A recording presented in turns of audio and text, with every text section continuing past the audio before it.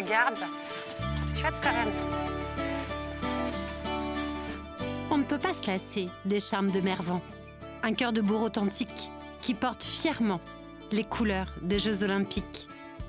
Mervan est aussi un massif forestier couvrant plus de 5000 hectares, des cours d'eau, un lac et surtout un éperon rocheux sur lequel a été bâti le village. Le site du vieux château offre un point de vue remarquable. Admirez cette palette de verre. Impressionnant.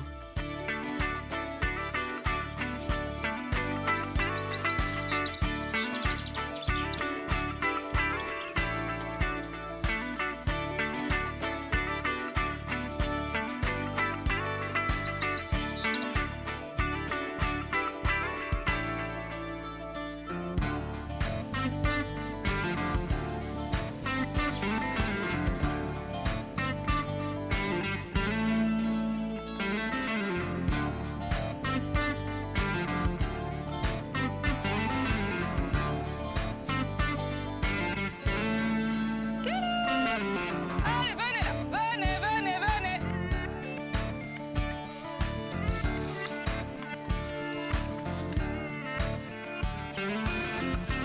Normalement, tout le monde est là.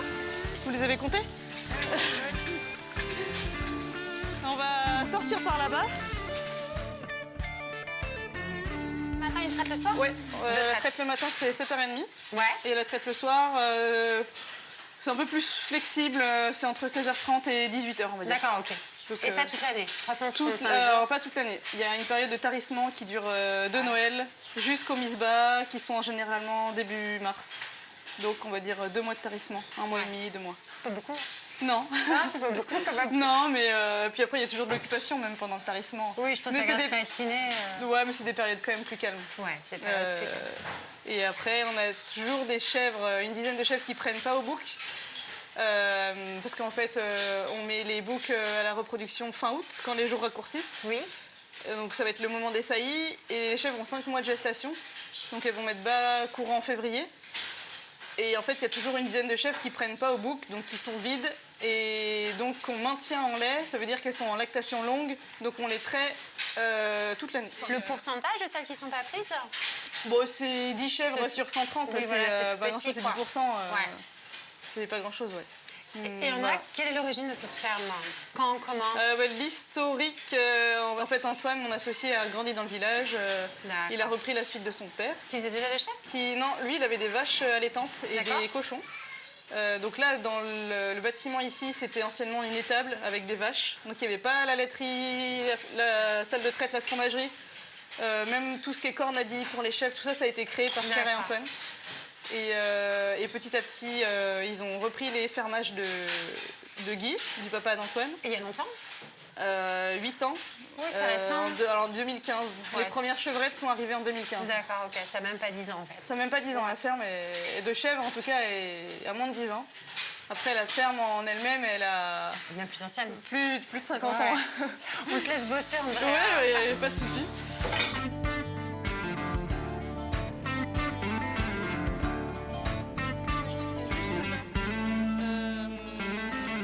Nous permet d'avoir une grande quantité de petits laits. bien sûr.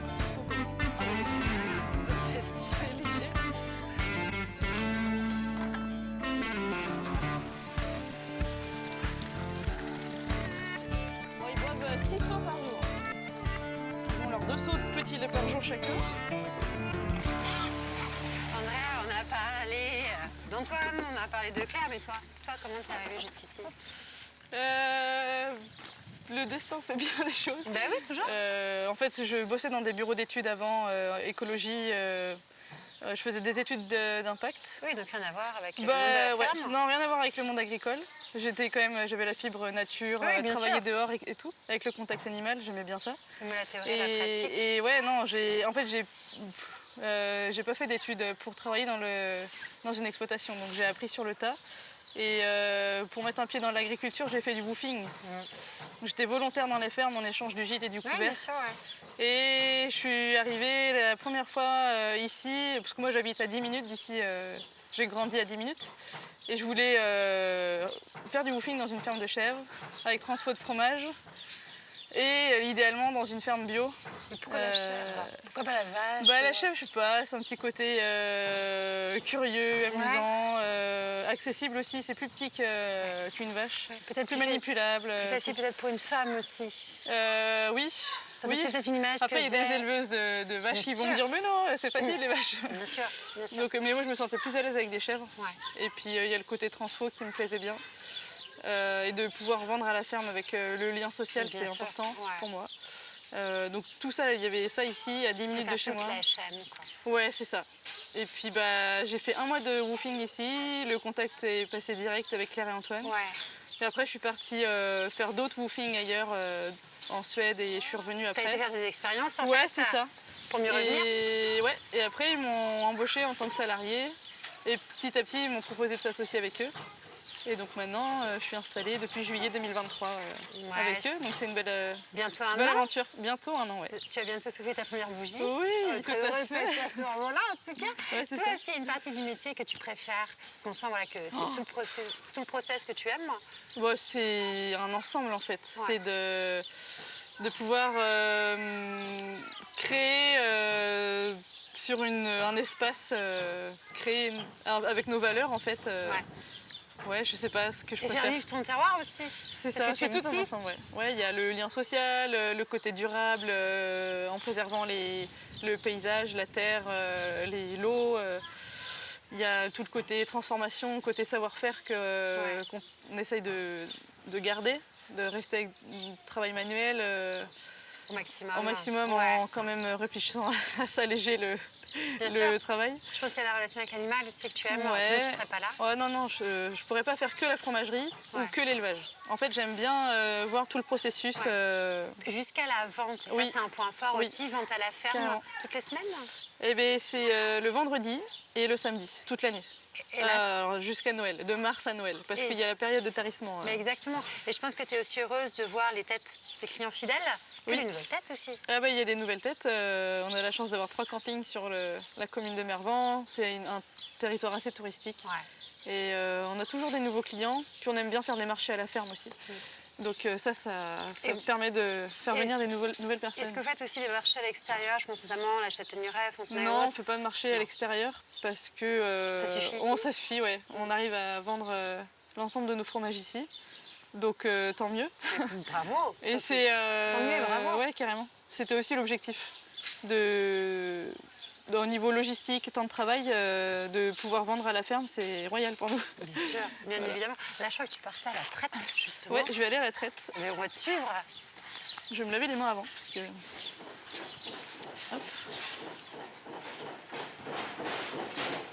Tu branches et ensuite tu pars.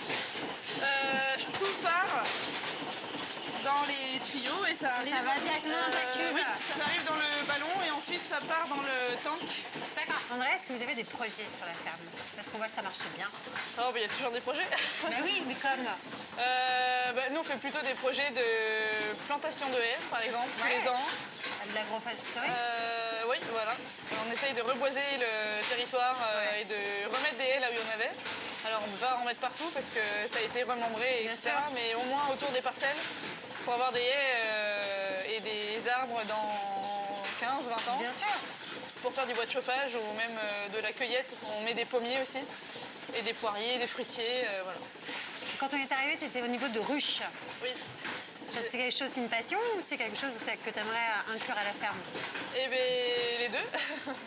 Non, c'est une passion et en fait, c'est déjà le cas. On vend notre miel à la ferme. Ouais, c'est bien. Et la ferme avait racheté en fait, les ruches que j'avais avant personnellement.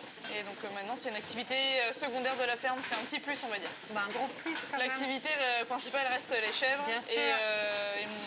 Et les ruches, ouais, c'est... Et ça va très bien ensemble. Enfin, Ah je oui, trouve, chèvre en tout miel, cas. c'est... C'est délicieux. On C'est va carrément. pas se mentir. Carrément.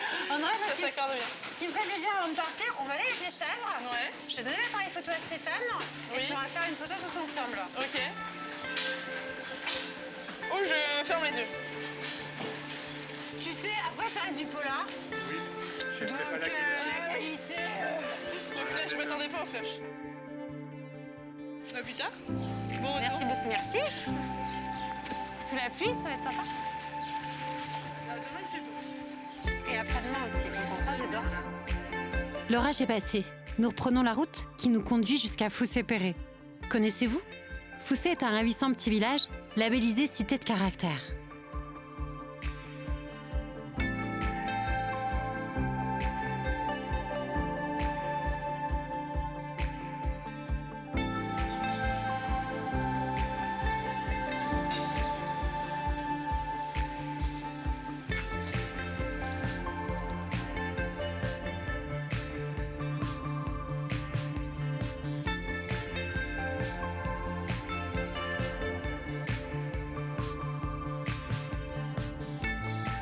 Yes! Le soleil est de retour.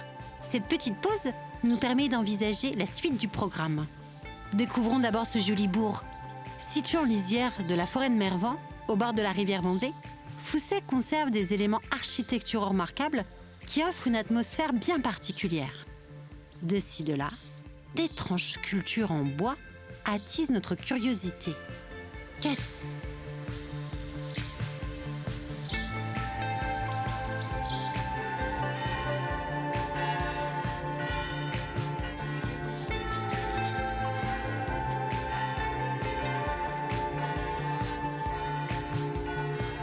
Lucie, on te rencontre, je crois, et on a beaucoup de chance parce qu'on vient d'arriver avec Stéphane à Foussé-Perret et on est curieux.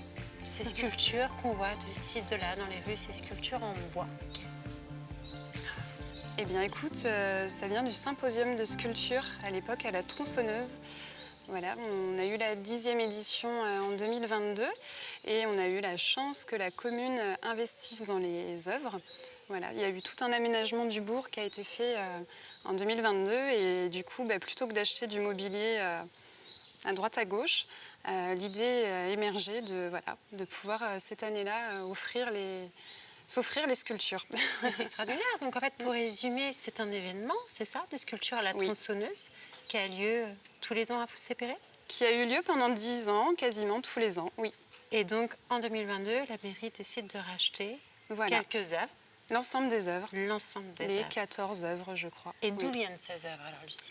Alors le bois, c'est principalement du bois, je dirais, local. Des bois qui étaient morts, qui sont tombés, qui ont été coupés parce qu'ils étaient dangereux. Parce qu'ils étaient morts, Voilà. Et puis en fait, on nous propose, parce que c'est vrai que l'événement a 10 ans maintenant, donc c'est un petit peu connu dans les alentours. Donc on a des propositions pour récupérer ces billes d'arbres et en donner une seconde vie. C'est génial. Alors, qui réalise ces sculptures ? Ce sont des amateurs, ce sont des professionnels, ce sont des Vendéens, des non-Vendéens ? Les deux. Ça va sur toute la France, mais aussi à l'étranger. Oui, on a cette chance. Et c'est à la base un groupe d'élagueurs, arboristes grimpeurs. Un jeune homme de la commune de Foussé-Perret qui a lancé cet événement il y a une dizaine d'années. Voilà, ça devait être dans son jardin, puis finalement ça s'est retrouvé sur la place du village, amorcé par Benoît aussi, le président de l'époque. Donc justement derrière on a l'œuvre qui leur fait référence puisqu'on a leurs 2 initiales. Ah. Voilà. Elle est superbe, cette œuvre, avec cette petite grenouille qui est juste en haut. Donc, à ce moment-là, ces 2 personnes ont réussi à fédérer des collègues, d'autres personnes pour enrichir ce symposium.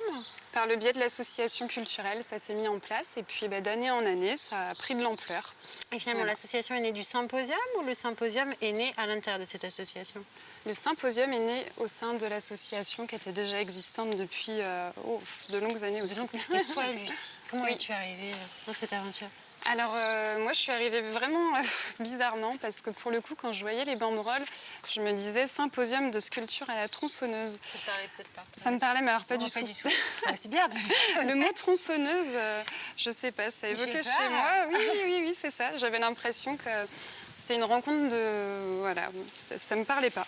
Et puis, le premier été où moi je me suis installée dans la commune, je suis allée me balader et alors là, vraiment, j'ai eu un réel coup de cœur. Je me suis dit, mais c'est incroyable d'être dans la capacité de réaliser des œuvres d'art avec autant de précision. avec une tronçonneuse. Voilà. Pourquoi tu disposes d'un esprit d'ouverture assez large. Est-ce que tu acceptes justement maintenant de nous amener, déambuler dans les rues pour admirer toutes ces œuvres? Bien sûr. Je te suis là.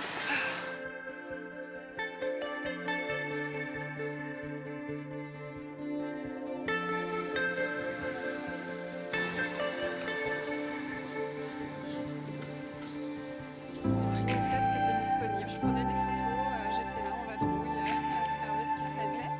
Et puis d'année en année, mon rôle a évolué en fonction des besoins.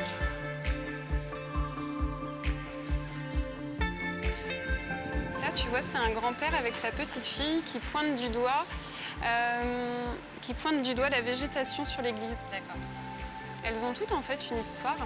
Donc cette année-là, c'était un petit peu différent parce qu'il y avait quand même une commande. Mais C'est la question que je vais te poser. Est-ce qu'il y a une thématique qui est imposée? Non. tout est libre.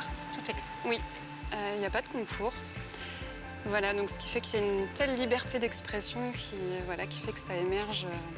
Ça fait émerger vraiment de très belles choses. Ouais, ça donne beaucoup de sens. C'est bien sûr. Ouais. Et puis en plus, je trouve que c'est un art, bon, le fait en plus qu'il soit en ville aujourd'hui, ça c'est génial, mais qui est accessible à tous. Eh oui, c'est l'objectif. C'est vraiment un événement qui est gratuit, avec des entrées libres. Donc c'est toujours un petit peu difficile de savoir combien de visiteurs on a pu recevoir sur l'événement, sur les 4 jours. Mais je sais qu'il y a eu une année dans la salle d'exposition, on comptabilisait et on a dû avoir plus de 5000 visites.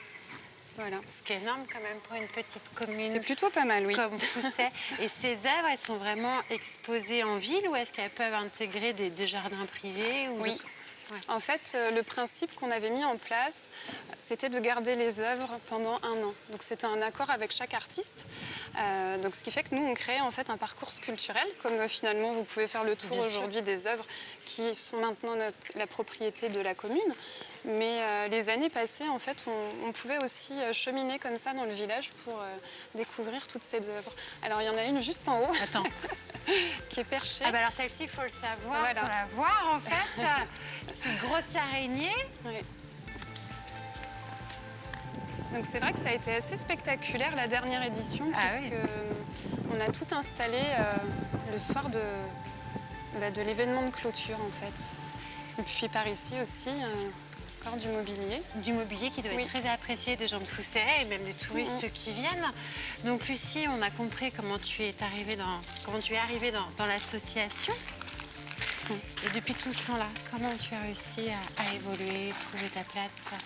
En fait, je prenais à chaque fois les places qui étaient disponibles et voilà, ça se faisait tout naturellement. Donc la première année, les photos. La seconde, je me suis un peu occupée des réseaux sociaux. Et puis on a mis en place aussi des apéros-concerts. Ah, Voilà, donc génial. j'étais sur cette partie, installer les loges, accueillir les artistes.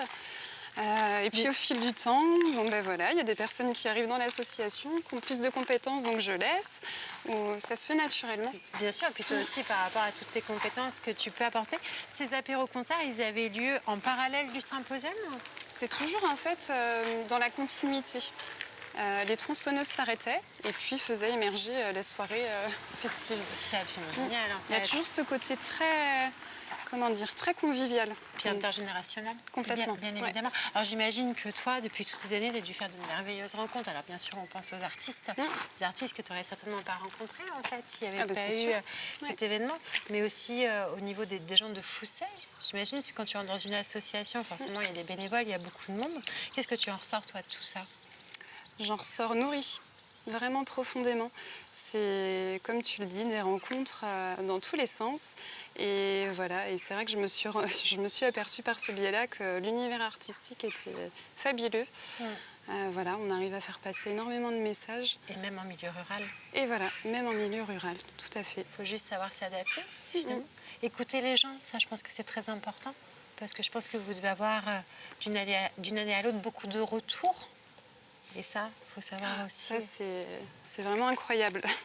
Et effectivement, le mot, comme tu dis, ça nourrit, il est très beau, ce mot. Et on l'entend parfaitement. Lucie, j'ai vu que tu étais accompagnée d'une autre personne, Marc, Oui. qui fait également partie de l'association. Est-ce que tu crois que Marc accepterait de nous dire quelques mots? Bien sûr. On va lui demander, en tout cas. On y va. Ah, visite, oui, il y a des visites du patrimoine, oui. Beau format. Et quand on voit tout Mais ce sur qu'on Marc, Marc, Lucie nous a passionnés avec cette histoire du symposium. En revanche, on s'est arrêté en 2022. Y aura-t-il une nouvelle édition Oui. cette année? Oui, cette C'est année. important aussi d'en parler. Cette année, donc 2024, une nouvelle édition qui change un peu la formule. Ça va plus être que de la tronçonneuse. C'est même des métals, de la pierre, des cordes. Ah oui, donc là, vous diversifiez On diverse complètement, ouais. On reste sur la sculpture, en revanche, pas de peinture. Ouais, création au public, 4 jours pour créer une œuvre à partir de... et l'idée, c'est de recycler. C'est top. Ce qui veut dire, si les choses évoluent, ça veut dire que vraiment la mayonnaise a bien pris depuis ces dernières années, dirons-nous. Et si j'ai bien compris, mais vous allez dire que je me trompe peut-être, le symposium fait partie d'une association culturelle Oui. qui n'a pas que pour objectif ce symposium. Non, c'est un gros événement. Pour la sauce, c'est un gros morceau, mais il n'y a pas que ça. En fait, on essaye d'organiser 1 ou 2 concerts dans l'année, des expos. Des balades aussi peut-être? Des balades, voilà, des visites tout l'été. Il y a des visites du bourg tous les mercredis de l'été. Et tout ça animé par les bénévoles de l'association? Oui. Tout Est-ce ça, que les gens... c'est que des bénévoles. Il y a un groupe, au sein de la sauce, il y a un comité de pilotage symposium qui gère le symposium, mais il y a aussi un groupe Histoire et Patrimoine qui envisage, donc qui s'occupe des visites du bourg, mais qui organise une exposition aussi pour septembre, il me semble. Est-ce que les gens ont conscience de la chance qu'ils ont d'avoir cette offre culturelle offerte par des bénévoles? Je sais pas. Non, parce que c'est pas partout qu'on voit ça quand même. Je pense que c'est une des choses qui m'a séduite dans le village. Moi, c'est le dynamisme commercial, quoi. Il y avait vraiment... il y avait de tout, quoi, en fait. Quand moi je suis arrivé, il y avait vraiment de tout. Et puis il y avait un nombre d'associations, mais on en est encore à une trentaine d'associations aujourd'hui. Pour un village de combien d'habitants? 1200. Ouais, 1200, 1300. Vous venez d'où, vous, Marc? Bretagne. De Bretagne. Ouais. Parce que bon, c'est vrai que ce côté associatif est aussi, je pense, propre à la Vendée. Et puis ça, c'est vrai que c'est une belle chose. Ouais. C'est peut-être aussi ce qui vous a fait du bien en arrivant à Foussé-Péré, c'est de retrouver cette âme de village et ces valeurs finalement rurales. Ça permet aussi de s'intégrer, de s'insérer à la population. Est-ce que votre association a des projets pour l'avenir? Donc là, on a vu cette nouvelle formule du symposium. Mais est-ce que vous souhaitez encore développer l'affaire? Oui, j'ai apporté des idées, Lucie en a apporté aussi. Enfin, tous apportent des idées, sont les bienvenus. Et puis, pour peu qu'on ait un peu l'énergie, ça y est, c'est parti, quoi, en fait. Et après, plus on est nombreux, plus il y a d'idées, plus on est nombreux et plus on attire le monde, parce que chacun a ses réseaux.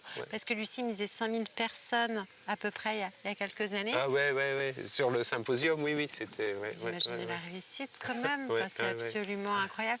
Et vous, justement, cette vie associative, vous l'aimez? Ce travail avec les collègues, entre guillemets, cet accueil du public, la rencontre avec les artistes? Oui. J'aime ça, moi, là. Donc, mais vous faites quoi dans la vie, Marc? Je suis jardinier, paysagiste. Oui, donc ça n'a rien à voir. Non, vous êtes quand même dans la sphère artistique. Voilà, et puis ça a tout son sens, en fait, que vous faisiez partie de cette association. Merci beaucoup, en tout cas, Marc. Peut-être qu'on viendra vous voir au moment du symposium. Ah oui, faut venir. En tout cas, vous avez donné envie là... de venir. Ce serait une première. Et je pense qu'on serait vraiment très, très, très heureux. Ce que je vous propose maintenant, on va repartir vers cette jolie sculpture. On va appeler Lucie. On va donner l'appareil photo à Stéphane. Et puis, on va faire une petite photo pour rappeler notre rencontre, tout simplement. Super. Ce ne sera pas une œuvre d'art, mais... Hop. Voilà, comme ça. Ce sera parfait. Non, mais c'est vrai que ça donne envie de venir. Lucie, Marc, une petite photo. Elle est pour nous? Ben oui, elle est pour vous. C'est pour vous remercier. C'est un tout petit cadeau, mais qui est sympa pour les archives de l'association, en tout cas. Merci beaucoup pour la lecture.